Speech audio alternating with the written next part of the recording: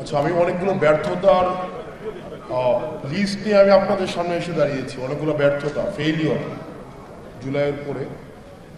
আমাদের এক নম্বর ফেইলিওর হচ্ছে যখন একজন শহীদের স্ত্রী আমার কাছে এসে যখন উনি বলছেন বারবার যে আমার স্বামীকে তো আর ফিরাই দিতে পারবেন না, কিন্তু যাদেরকে ধরা হয়েছিল তাদেরকে আবার কোর্ট আবার জামিন দিয়ে দিচ্ছে, তারা আবার ঠিক আমার বাড়ির সামনে দিয়ে এখন ঘোরাঘুরি করে, আবার ঠিক আগের মতো করে, ঠিক যেভাবে 5 আগস্টের পূর্বে তাদের দাম্ভিকভাবে তাদের পথ চলা ছিল, ঠিক এখন আগের অবস্থার মতোই তাদের স্বাভাবিক জীবনযাপন করছে। 5 আগস্টের পূর্বের আওয়ামী লীগ যেভাবে স্বাভাবিক অবস্থায় জীবনযাপন করত, এখন এসেও স্বাভাবিক অবস্থায় জীবনযাপন করে। এটা আমাদের ব্যর্থতা। এই ব্যর্থতা আসিফ নজরুল স্যারেরও ব্যর্থতা।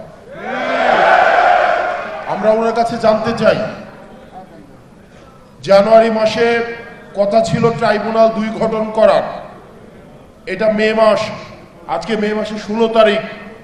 আমরা স্পষ্টভাবে আপনার কাছে উত্তর চাই, কেন মে মাসের 16 তারিখ হয়ে যাওয়ার পরেও দ্বিতীয় ট্রাইব্যুনাল গঠন হওয়ার কথা থাকলেও এখনো পর্যন্ত গঠন হয় নাই?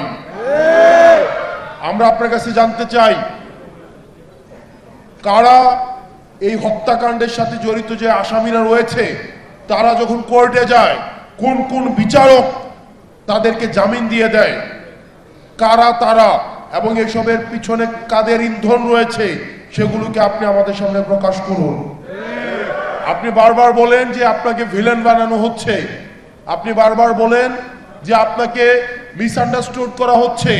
তাহলে যে সত্য ঘটনা, আপনাকে যদি কেউ কাজ করতে না দেয়, আপনাকে যদি কাজ করতে কেউ বাধা দেয়, বা আপনাকে কাজ করতে কেউ যদি কোনো ধরনের প্রেসারে রাখে, সেটা আপনি জাতির সামনে উপস্থাপন করুন। আমরা স্পষ্ট করতে চাই, আওয়ামী লীগের বিচার, খুনিদের বিচার ছাড়া, আপনারা যদি মনে করে থাকেন অন্তর্বর্তীকালীন সরকারের উপদেষ্টারা বিচার ছাড়া আপনাদের অন্য কোনো বড় সংস্কার রয়েছেন, তাহলে আপনারা ভুলের মধ্যে রয়েছেন।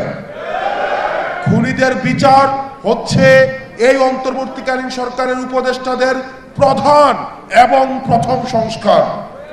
আমরা এই সংস্কারটিকেই প্রথমেই দেখতে চাই। এই পাশ থেকে একটা স্লোগান আসছে, আমি এই স্লোগানটার বিরোধিতা জানাই। নির্বাচন না সংস্কার, এই স্লোগানটা সমস্যাজনক স্লোগান। কারণ এই স্লোগানের মধ্য দিয়ে মনে হয় যে আমরা হয় নির্বাচন চাই, না হয় সংস্কার চাই।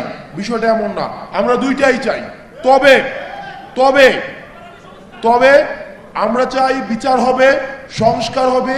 এই সংস্কার প্রক্রিয়ার মধ্য দিয়ে আমাদের নির্বাচনটা হবে। এখানে আমাদের অভিজ্ঞ রাজনীতিবিদ যারা আছেন, অভিজ্ঞ যারা দীর্ঘ 17-18 বছর ধরে যারা নির্যাতন নিপীড়নের শিকার হয়েছেন, আমার পরিবারের অনেক মানুষ রয়েছেন 17-18 বছর ধরে, আমরা তাদেরকে বাসায় আসতে দেখি নাই। আমার নানা আছেন এখানে, দীর্ঘদিন ধরে বিএনপি রাজনীতি করছেন, আমরা দেখেছি যে পালিয়ে পালিয়ে দীর্ঘ সময় বেড়াতে হয়েছে। আপনাদেরকে মাথায় রাখতে হবে, আওয়ামী লীগ যে নির্বাচন পদ্ধতি বানিয়ে গিয়েছে, এই নির্বাচন পদ্ধতির খেলার মাঠটা শুধুমাত্র আওয়ামী লীগ যেন খেলতে পারে সেই উপযোগী করে সেই মাঠটা বানানো হয়েছে। সেখানে আপনি খেলতে পারবেন না। আপনি আগে সেই মাঠের সংস্কার চাইতে হবে, নির্বাচন পদ্ধতি সংস্কার চাইতে হবে। আপনারা কি অস্বীকার করতে পারবেন যে পদ্ধতির নির্বাচন হয়, সেইখানে একটা ওসি সেখানে নির্বাচন করে দেয়, একটা এসপি নির্বাচন করে দেয়, একটা ইউনো নির্বাচন করে দেয়?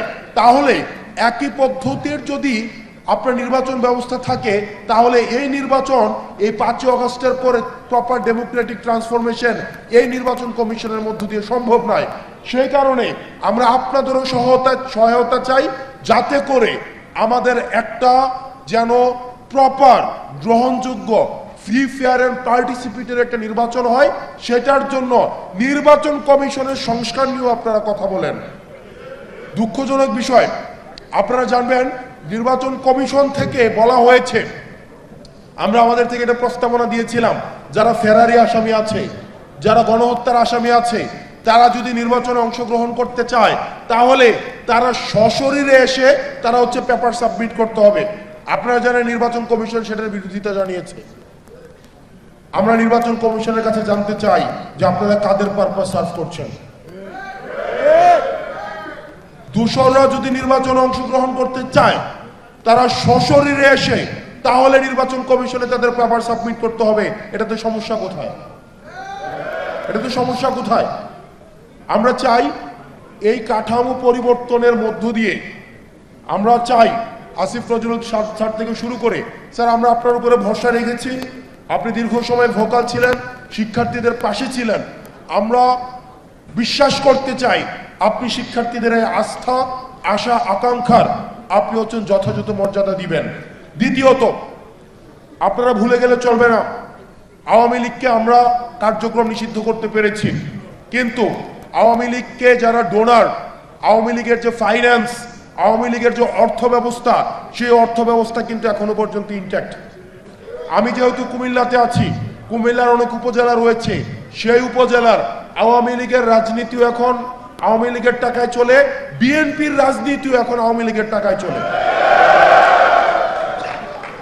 এখানে বিএনপির আপনারা যারা রয়েছেন আপনারা আমাদেরকে শত্রু জ্ঞান করেন না, এটা আমি আপনাদের ভালোর জন্য বলছি। কুমিল্লার অনেক উপজেলা রয়েছে যেখানের সব দলের রাজনীতি এখন আওয়ামী লীগের টাকার কাছে বিক্রি হয়ে গিয়েছে। তাই অন্তর্বর্তীকালীন সরকারের কাছে বলতে চাই, এই আওয়ামী লীগের অর্থনৈতিক কাঠামোকে আপনি ইনট্যাক্ট রেখে আপনি কখনোই সংস্কার কার্যক্রম এবং নির্বাচন কার্যক্রম আপনি যথাযথভাবে ঠিক করতে পারবেন না। এবং বিএনপির নেতাকর্মী, ত্যাগী নেতাকর্মীরা এখানে যারা রয়েছেন আপনারা কি অস্বীকার করতে পারবেন আওয়ামী লীগের যে পরিমাণ টাকা তাদের রয়েছে অবৈধ উপায়ে ইনকাম করা, আপনাকে ফেয়ার ইলেকশনে আপনি সেখানে যথাযথভাবে আপনি কম্পিট করতে পারবেন? কোনোভাবেই সম্ভব না।